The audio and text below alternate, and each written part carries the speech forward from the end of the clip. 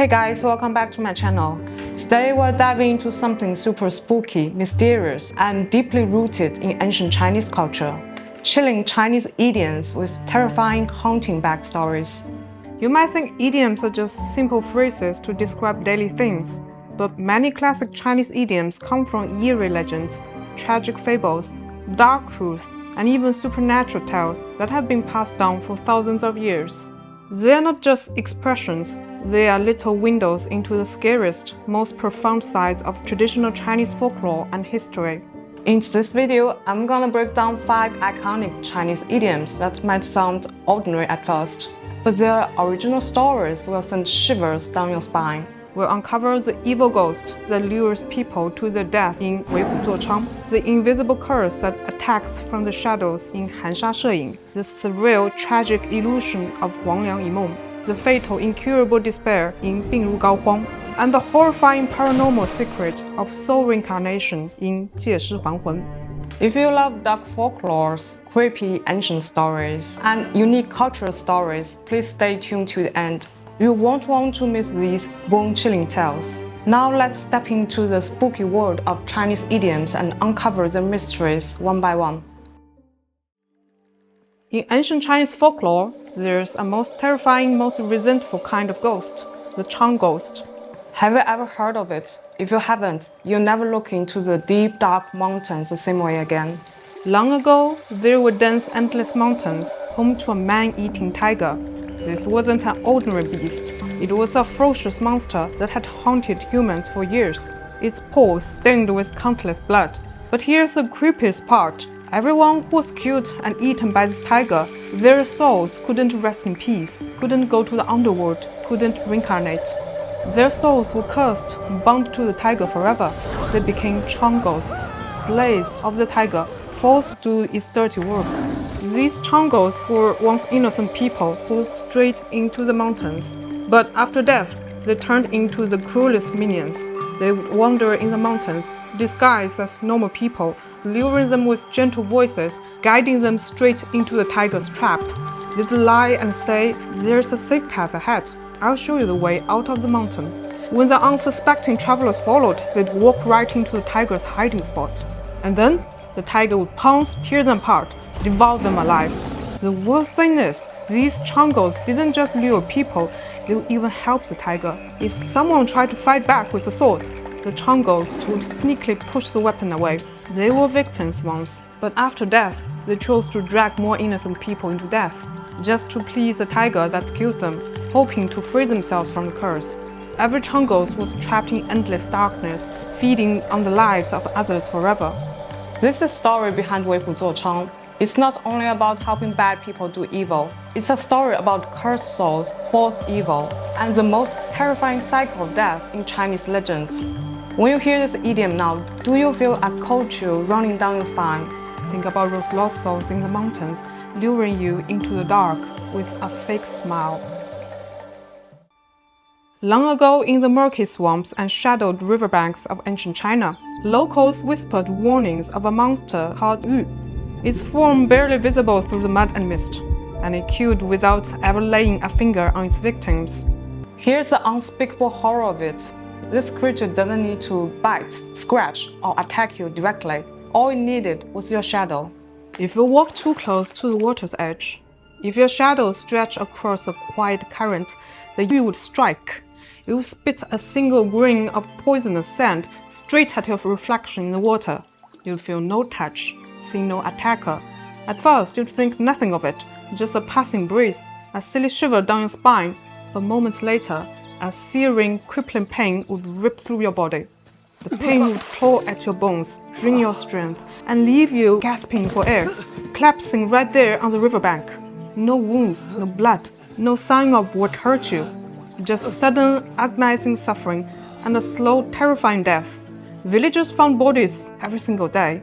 People who'd gone to fetch water, cross a stream, or simply walk through the woods, dead with no explanation. They couldn't fight it, couldn't run from it, couldn't protect themselves, because the enemy was invisible, and the weapon was nothing but a shadow. It's a fear of a threat you cannot see, attack you cannot stop, a death that comes for you when you least expected it. or because your own shadow led you straight to the grave. Next time you pass a quiet pond or see your shadow stretching across dark water, look closer. You never know what's hiding beneath, waiting to spit sand at your shadow. We've talked about cursed ghosts, invisible shadow killers, but nothing is more terrifying than a dream that steals your life.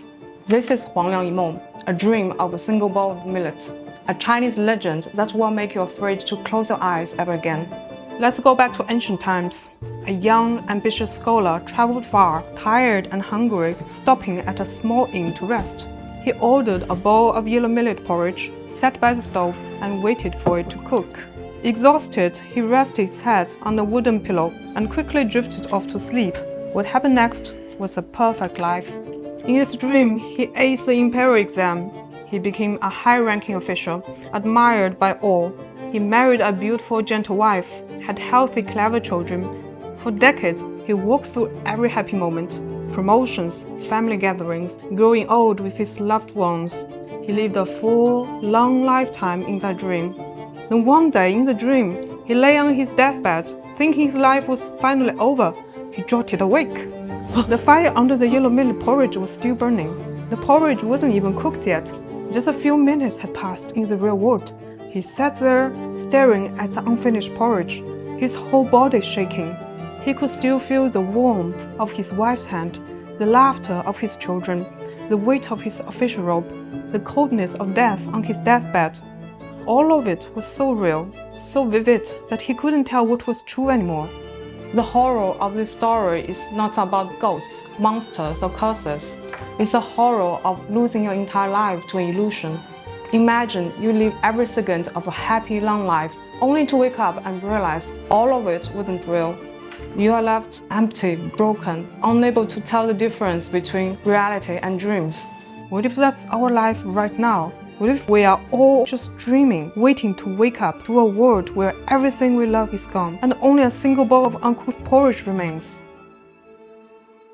The story I'm about to tell you is not a random urban legend. It's a bone-chilling tale from thousands of years of ancient texts, one that forces us to confront the terrifying truth. Some illnesses are never just physical ailments. In the spring and autumn period, Duke Jing of Jing, a ruler who held the power of life and death over his people, made bold and ruthless decisions his entire life. Yet in his later years, he was tormented by a bizarre, unexplainable illness. At first, he would always dream of disheveled evil spirit charging straight to his bed, pounding his chest and screaming furiously, "You murdered my descendants for no reason. You have defied heaven's laws. I have pleaded with the heavenly emperor and I am here to claim your life." Duke Jing woke up drenched in cold sweat, his heart racing as if it would burst out of his chest. He tried to calm himself, dismissing it as a mere nightmare, but the nightmare was only the beginning. Soon the pain came. It started as a dull ache in his chest, faint and easy to ignore, but day by day it grew sharper, deeper, burrowing into the space between his heart and diaphragm, an area the ancient healers called Gao Huang. No doctor could pinpoint the source of the pain. Desperate, Duke Jing summoned the most famous healer in the land. Before the healer arrived, the Duke had another vision. Two tiny ghostly figures emerged from his body, whispering to each other. "The great healer is coming. He will surely drive us out. Where should we hide?" "For we are in Gao Huang. No needle can reach us. No medicine can penetrate here. He can do nothing to us." Duke Jing's condition deteriorated rapidly. He could feel those two tiny cold figures wriggling in his chest, feeding on his life force little by little. Every breath felt like a knife twisting in his organs, every heartbeat a countdown to his death. In the end, Duke Jing died in endless agony, his body withered and cold. The evil spirit still hidden in that unreachable place in his chest. And so the phrase, "beyond cure," was born. It begins in 1958, during the brutal August 23 artillery battle in Kinmen. 18-year-old Zhu Xiuhua lived with her parents in Kinmen. To escape the war, they boarded a small boat bound for Taiwan. But halfway, shells struck. Her parents died instantly. Zhu Xiuhua was thrown into the stormy sea, floating for 3 days and nights, until she washed ashore on a desolate sandbar called Haifeng Island. Half dead, she was found by local fishermen. When they saw her gold jewelry, greed took over. They robbed her, then afraid she would talk, they pushed her back into the ocean to drown. Zhu Shoufang screamed as the waves closed over her head. 1 year later, in 1959, in a quiet village called Mailiao, Yunlin County, there lived a 40-something woman named Lin Wangyao. She was sickly, weak, and had been dying for months. One evening, she stopped breathing. The doctor declared her dead. The whole village came to mourn. 3 days later, the day of her funeral, the coffin was carried to the graveyard. Priests chanted. The family sobbed, and then, bam! A loud, sharp sound from inside the coffin. The lid began to rattle. Slowly, it lifted open from the inside. Sitting up straight, she looked around, confused. Then she spoke. But the voice was young, clear, with a heavy Kingman accent. Who are you? Where am I? My name is Zhu Shoufang. I am from Kingman. The village went dead silent. From that day on, Lin Wangyao's body was inhabited by Zhu Shoufang's soul. Everything changed. The original Lin Wangyao was illiterate. The new her could read and write. Lin Wangyao had never left her village. The new her could describe Kingman streets, houses, beaches in perfect detail. Her accent shifted completely from local Yunlin dialect to pure Kingman speech. Her mannerisms, hobbies, even her favorite foods all became novels of an 18-year-old girl. Doctors examined her, psychiatrists tested her, government officials came to investigate. The conclusion? She was not mentally ill. She was calm, clear, and consistent in every claim. The case was reported across Taiwan. Newspapers called it a ghost in a living body. This is a real tale of 借尸还魂, borrow a body to return the soul.